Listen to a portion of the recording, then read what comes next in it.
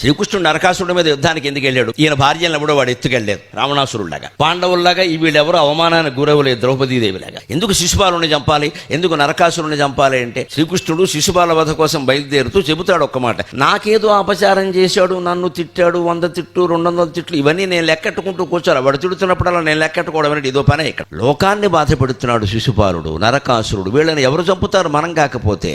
అదో దుఃఖాకరోతి మాం, అదే నన్ను ఎక్కువ బాధిస్తుంది.